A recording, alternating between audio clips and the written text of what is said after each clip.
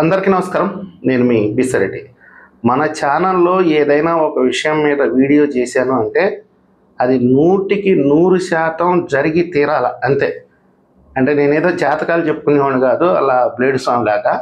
ఖచ్చితమైనటువంటి రాజకీయ విశ్లేషణ, రాజకీయ పరిశీలన, ఆ కంటెంట్కి సంబంధించి కొంతమందితో మాట్లాడటం, సామాన్య ప్రజలతో మాట్లాడటం, వీలైతే ఆ పార్టీ నాయకులతో కొంతమందితో మాట్లాడటం, ఇదంతా సేకరించుకున్న తర్వాతనే నేను కంటెంట్ చేస్తాను. ఏదో మనకి వ్యూస్ రావాలి, సబ్స్క్రైబర్స్ రావాలి, డబ్బులు రావాలి అని చెప్పి పిచ్చి పిచ్చి వీడియోలు అయితే మన ఛానల్లో ఉండవు. గర్వంగా చెప్పుకోండి, వైఎస్ఆర్సీపీకి ఎన్ని స్థానాలు వస్తాయి, కూటమికి ఎన్ని స్థానాలు వస్తాయి అనేది అందరికంటే ముందుగా 3 నెలల ముందే చెప్పాను నేను. కానీ మీరు మొదట్లో నమ్మల. ఆ తర్వాత రిజల్ట్ వచ్చిన తర్వాత నన్ను అభినందించారు. విజయసాయిరెడ్డి అప్రూవర్గా మారతాడు అని చెప్పి నేను అందరికంటే ముందు చెప్పా. మీలో ఎవరు ఊహించలా. ఆ రోజు నాకు కామెంట్లు కూడా పెట్టారు, నువ్వేదో ఒక్కొక్కసారి సెటైర్స్ చేస్తున్నావు అన్నా, విజయసాయిరెడ్డి ఏంది అప్రూవర్గా మారేది ఏంది అని. ఖచ్చితంగా విజయసాయిరెడ్డి గారు ఇప్పుడు అప్రూవర్గా మారి ఎవరో ఒకరి చెరలో ఉన్నాడు. అది వేరే విషయం, నేను చెప్పకూడదు. తర్వాత నేను చెప్పింది ఏంటంటే వైఎస్ఆర్సీపీ భూస్థాపితం అవుతుంది, మార్చి నుంచి లెక్క కట్టుకోమని చెప్పాను. ఒక 3 నెలలు అటు ఇటు కావచ్చు అని చెప్పాను. ఎందుకంటే ఒక రాష్ట్ర రాజకీయం అనేది దేశంలో ఉండే రాజకీయాలకు కూడా సంబంధించి ఉంటుంది. మనకేదో ఇప్పుడే మెలకు వచ్చింది కాబట్టి వెంటనే పోయి జగన్మోహన్ రెడ్డిని అరెస్ట్ చేసి బొక్కలు వేసేసి పార్టీని అస్థిరపరచడం అనేది అంత ఈజీ విషయం కాదు.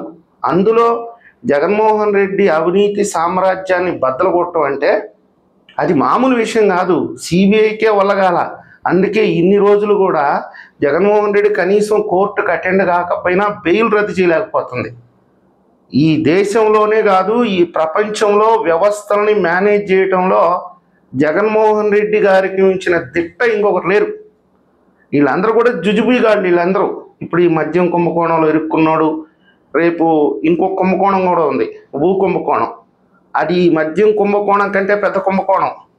ఇవన్నీ నేను ముందే చెప్తున్నా. తర్వాత బటన్ నొక్కే కుంభకోణం ఒకటి ఉంది. ఈ పేదవాళ్ళకి బటన్ నొక్కుతామని చెప్పి డమ్మీ అకౌంట్లు పెట్టుకొని 1,50,000 కోట్లు దొబ్బేశారు వీళ్ళు ఈ 5 సంవత్సరాల్లో. వీటికన్నిటికీ సంబంధించి ప్రభుత్వం దగ్గర ఆధారాలు ఉన్నాయి. ఒక్కొక్క కేసుకు సంబంధించి జగన్మోహన్ రెడ్డి ఒక్కసారి లోపలికి పోయాడంటే ఇంకా బయటకు వచ్చే సమస్య లేదు. ఈ 2-3 నెలల్లో ఖచ్చితంగా జరిగి తీరుతుంది. ఎన్నో ప్రయత్నాలు చేస్తున్నాడు జగన్మోహన్ రెడ్డి. తన వంతుగా కేంద్రంలో పెద్దలతో రాయబారం నడుపుతున్నాడు.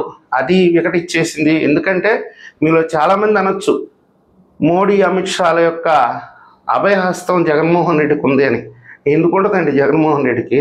జగన్మోహన్ రెడ్డికి ఏమన్నా కనీసం ఒక 30 సీట్లన్నా ఇక్కడ వచ్చినాయా? వాళ్ళు రాజకీయంగా ఎదగాలని ఉంటుంది కదా. వాళ్ళకి ఇక్కడ ఉండేది 2 మార్గాలు బీజేపీకి. ఒకటి టీడీపీనన్నా అంతం చేయాలి, లేదా వైసీపీనన్నా అంతం చేయాలి. టీడీపీని అంతం చేసే ప్రయత్నం చేశారు. ఒకవేళ బీజేపీ వాళ్ళు బాధపడొచ్చి నేను ఈ మాట అంటే ఖచ్చితంగా అయితే ఆ ప్రయత్నం చేశారు. అది రాజకీయం, తప్పులేదు. అది వల్లగాల. ఇప్పుడు ఏం చేయాలి? వైఎస్ఆర్సీపీని అంతం చేయాలి. ఆ విధంగా ప్రయత్నం చేస్తారు. కానీ వైఎస్ఆర్సీపీని భుజాన మోసి వాళ్ళు ఎందుకు దిగజారిపోతారు అంటే ఇది సూక్ష్మమైనటువంటి పరిజ్ఞానం. ఇప్పుడు తెలంగాణలో చూసుకోండి, దాదాపుగా బీఆర్ఎస్ ప్లేస్ బీజేపీ ఆక్రమిస్తుంది. మొన్న పార్లమెంట్ ఎన్నికల ఫలితాలే మీరు చూసి ఉండొచ్చు. మీరు ఎంత లేదనుకున్నా రేపు అనే రోజున తెలంగాణలో ప్రత్యామ్నాయం బీజేపీయే. రేపు ఆంధ్రప్రదేశ్లో కూడా అంతే పరిస్థితి కావచ్చు. రాజకీయాలు ఏ రోజు ఎట్టు మారుతాయో మనం చెప్పలేం. కానీ తెలుగుదేశంతో బీజేపీ ఇప్పట్లో తెగదెంపులు చేసుకోదు. తెలుగుదేశం పార్టీ కూడా బీజేపీతో ఇప్పట్లో తెగదెంపులు చేసుకోదు. వీళ్ళు 3 కలిసే ఉంటారు, ఈ 3 పార్టీలు. జగన్మోహన్ రెడ్డికి మాత్రం తప్పదు, ఖచ్చితంగా తప్పదు. ఒక్కసారి లోపల పోవడమే, ఇక వచ్చే ఛాన్సే లేదు.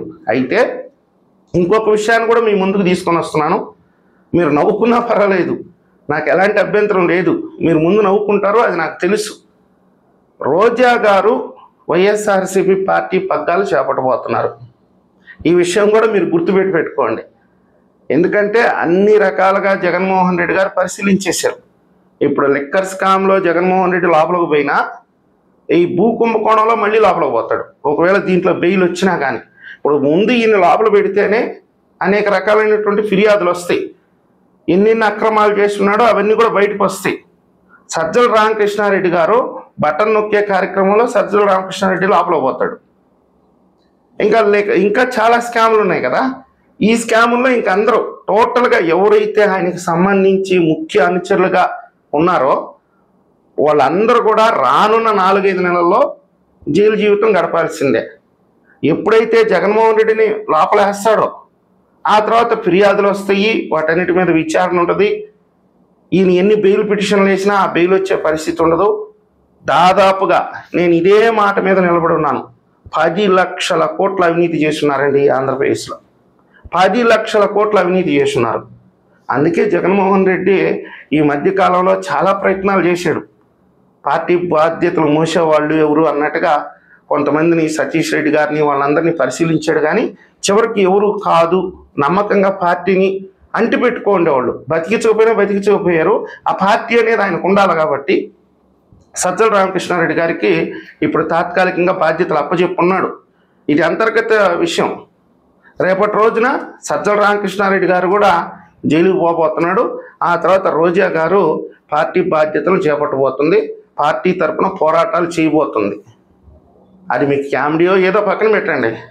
వీలైతే ఆమె పాదయాత్ర కూడా చేస్తుంది. ఎందుకంటే ఈరోజు షర్మిల గారు లేరు, విజయమ్మ గారు లేరు, భారతి గారి పరిస్థితి కూడా అర్థం కానటువంటి పరిస్థితి. ఆవిడ కూడా నేను అనకూడదు కానీ ఆవిడ తల్లి లాంటిది, చెల్లి లాంటిది. ఒక మహిళ పట్ల మనం మాట్లాడకూడదు. ఆవిడికి కూడా కొన్ని ఆర్థిక నేరాలతో సంబంధం ఉన్నట్టుగా సాక్ష్యాలు దొరుకుతాయి. అంటే దొరికినాయి అంటే నేను చెప్పలేను, ఎందుకంటే ఇవన్నీ కూడా పోలీసు విచారణలు ఉన్నాయి కాబట్టి మనం ఇట్లాంటి పిచ్చికోతలు కుయకూడదు. కాబట్టి ఆవిడ కూడా జైలుకి వెళ్ళేదానికి అవకాశం ఉంది. మొత్తం మీద నేను చెప్పినట్టుగా ఒక 3 నెలలు అటు ఇటు అన్నాను కాబట్టి జూన్ జూలై కల్లా కూడా, పైగా ఇప్పుడు కేంద్రంలో పరిస్థితి బాగలేదు. నిన్ననే ఉగ్రదాడి ఒకటి జరిగింది. కేంద్రం చాలా సీరియస్గా తీసుకుంది. వీలైతే పాకిస్తాన్ మీద యుద్ధానికి కూడా సిద్ధం అవుతున్నారు. కాబట్టి ఇలాంటి క్లిష్టమైన పరిస్థితుల నేపథ్యంలో జగన్మోహన్ రెడ్డి గారి అరెస్ట్ అనేది కొద్దిగా ఆలస్యం కావచ్చు. ఎందుకంటే ఇక్కడ ఉండేది కూటమి. 3 పార్టీల అభిప్రాయాలు తీసుకోవాలి. అందులో ప్రజల నుంచి వస్తున్న స్పందనను కూడా పరిగణలోకి తీసుకోవాలి. వీటన్నిటినీ చాలా జాగ్రత్తగా పరిశీలించి ముందుకెళ్ళాలి. కానీ నేరుగా పోయి జగన్మోహన్ రెడ్డిని అరెస్ట్ చేస్తే ఏదో చెప్తారు కదా, అతను ఏ నాటకమైనా చేస్తాడు. అతనికి ఒక మంత్ర శక్తి ఉందండి, వశీకరణ శక్తి లాంటిది. అది నిజంగా మంత్రాలకు చింతకాయలు రాలుతాయో లేదో కానీ జగన్మోహన్ రెడ్డి మంత్రాలకు మాత్రం చింతకాయలు రాలుతాయి. అందుకే నేను అంత నిర్వేదంగా రాష్ట్రంలో ఏం జరుగుతుందో నాకు అర్థం కావట్లేదు. ఎవరో ఐపీఎస్ ఆఫీసర్ని అరెస్ట్ చేస్తే ఈయన కిందకు అంత బాధ, శాంతి భద్రతలు దెబ్బతినిపోయినాయి అంటే ఇదంతా కూడా మైండ్ గేమ్. ఇదంతా మైండ్ గేమ్. మొన్న ఆయన ఎవరో పాస్టర్ గారు చనిపోతే దానిని వాడుకోవటం, తిరుమలలో ఆవులు చనిపోయినాయని అబద్ధాలు ప్రచారం చేయటం, ఇవన్నీ కూడా మైండ్ గేమ్ అనమాట. ఇలాంటివి చాలా చేస్తాడు. కాబట్టి కేంద్రం కొంచెం ఈరోజు ఆ పరిస్థితులలో కొంచెం ఇబ్బందుల్లో ఉన్నారు. కాబట్టి బీజేపీ వాళ్ళని కూడా అభిప్రాయం తీసుకొని ఒక 2-3 నెలలు అటు ఇటుగా ఆలస్యం కావచ్చులేండి. జగన్మోహన్ రెడ్డి జైలుకు పోతాడు. వైఎస్ఆర్సీపీ భూస్థాపితం అవుతుంది. ఆ పార్టీ పగ్గాలు రోజా గారి చేతిలోకి వస్తాయి. ఈ వీడియో మీకు నచ్చినట్టయితే లైక్ చేయండి, సబ్స్క్రైబ్ చేయండి. ధన్యవాదాలు.